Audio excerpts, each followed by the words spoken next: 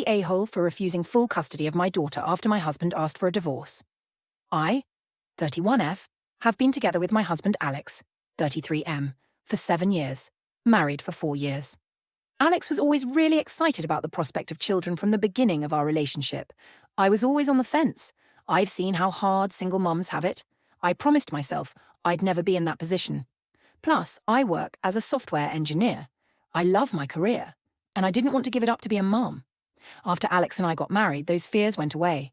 We were very much in love. I felt safe with him. I told him my fears, and he said all the right things to make them vanish. So we tried for a baby and had our daughter Ramona 2 years after we got married. The pregnancy and first year with the baby was extremely hard on me. I had multiple health problems during and after the pregnancy that were life-threatening and altered my body permanently. I was disabled and nearly died once in the 6 months after I gave birth, and during this time my husband grew distant and became angry frequently when we'd speak. I spent a lot of time in and out of the hospital and was unable to work, so a lot of the baby care went to him during this time. It was all I could do to stay alive and get better, being separated from my daughter and husband so much. Eventually I did get better enough to help more with the baby, but after I was discharged from the hospital he barely spoke to me. I want to clarify early that at no time did I ever neglect our daughter if I was able to care for her. I leaned on him a lot during this period, but I was also fighting for my health and my life so that I could continue to be there for her.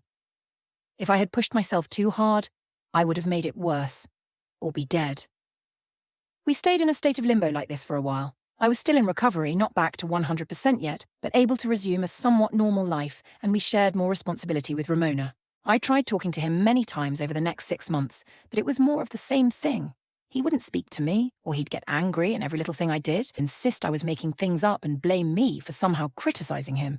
It was a constant deflection from whatever was bothering him. I got another job about 9 months after the pregnancy, and things seemed to improve, or at least I thought. Not long after Ramona's first birthday, Alex served me with divorce papers. He said he'd fallen out of love with me a long time ago, and he was ready to start anew. I was in shock. Things had started to improve between us, but he explained that was because he'd decided to leave and he felt less unhappy. It was a Saturday when this happened, so I made sure he was going to be home to care for Ramona for the weekend. Then I packed a bag and left until Sunday evening. I didn't say where I was going, and truthfully I didn't really go anywhere but drive. I drove 2 states over by the time I stopped. I needed to think. When I got back Sunday evening, he was pissed I'd left him alone with our daughter.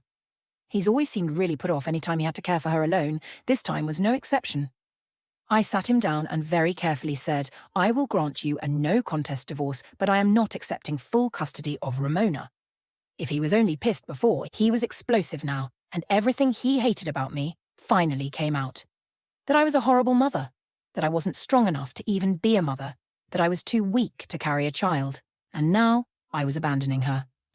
I very calmly stated that I loved her dearly and would not abandon her, that I would pay child support and visit her every other weekend, that I would be there for her in any way I could, but I had been very clear with him when we got married that I would never be a single mom. He became borderline violent at this, grabbing things like he was going to throw them and screaming that I was ruining his life on purpose. I wasn't going to stick around to be talked to like this, so I went and checked on Ramona, gave her a kiss, then grabbed my bag and left again. A couple days later, his mother texted me. He'd left Ramona with her for a few days and she had some nasty things to say to me, that a mother should never leave her child, etc. I told her it wasn't her business and that her son doesn't get a free pass to restart his life because his wife nearly died when she was pregnant and he became resentful with the responsibility. He's also blown up my phone asking me when I'm going to come back so you can take your daughter. But I've only replied, I've already told you what's going to happen here. I love my daughter immensely and I will be a provider for her. I will always support her, but I won't be her primary parent. So am I the a-hole?